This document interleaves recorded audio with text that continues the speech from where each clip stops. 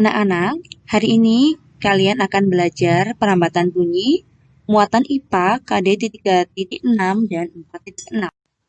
Kompetensi dasar 3.6. Menerapkan sifat-sifat bunyi dan keterkaitannya dengan indera pendengaran. 4.6. Menyajikan laporan hasil percobaan tentang sifat-sifat bunyi. Tujuan pembelajaran: setelah siswa menyimak penjelasan pada video ini, diharapkan siswa dapat menjelaskan cara menghasilkan bunyi dari beragam benda di sekitar dengan lengkap. Dan siswa mampu menyajikan laporan hasil pengamatan tentang cara menghasilkan bunyi dan beragam benda di sekitar dengan sistematis. Perambatan bunyi. Bunyi dapat merambat melalui 3 jenis media, yaitu benda padat, cair, dan gas. Namun, bunyi tidak dapat merambat di ruang hampa.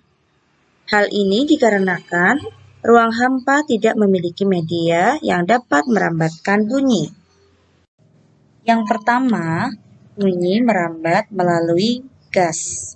Perhatikan gambar dua anak yang sedang bercakap-cakap berikut ini. Mereka bercakap-cakap. Suara mereka merambat melalui udara.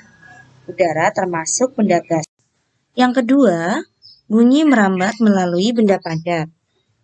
Perhatikan dua orang anak yang sedang bermain menggunakan kaleng dengan perantara benang.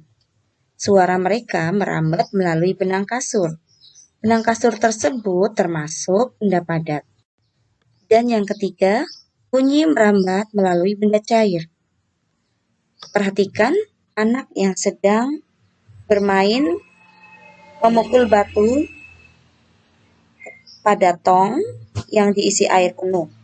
Kemudian anak tersebut mendengarkan bunyi melalui benda. Suara merambat melalui air di dalam tong. Air termasuk benda cair. Selanjutnya, cara menghasilkan bunyi pada benda. Masih ingatkah kalian tentang sumber bunyi? Nah, ayo kita ingat kembali apa itu sumber bunyi. Sumber bunyi adalah semua benda yang menghasilkan bunyi. Bunyi dapat dihasilkan oleh benda yang bergetar. Contoh sumber bunyi adalah alat musik. Kalian sudah pernah mempelajari macam-macam alat musik yang berasal dari daerah yang berbeda. Contohnya angklung yang dimainkan dengan cara digetarkan, tifa dengan cara dipukul, tambo dengan cara dipukul, dan ada alat musik yang lain. Contohnya gitar. Gitar atau ukulele dimainkan dengan cara dipetik. Biola dimainkan dengan cara digesek. Pianika dimainkan dengan cara ditiup dan ditekan notes-nya. Kemudian kecapi dengan cara dipetik dan marakas dengan cara digetarkan.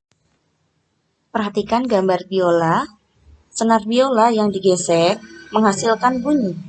Bunyi dihasilkan dari senar yang bergetar. Marakas yang digoyangkan akan menghasilkan bunyi. Butiran dalam marakas saling bertumbukan sehingga menghasilkan bunyi. Saat dipukul, kulit gendang akan bergetar dan menghasilkan bunyi.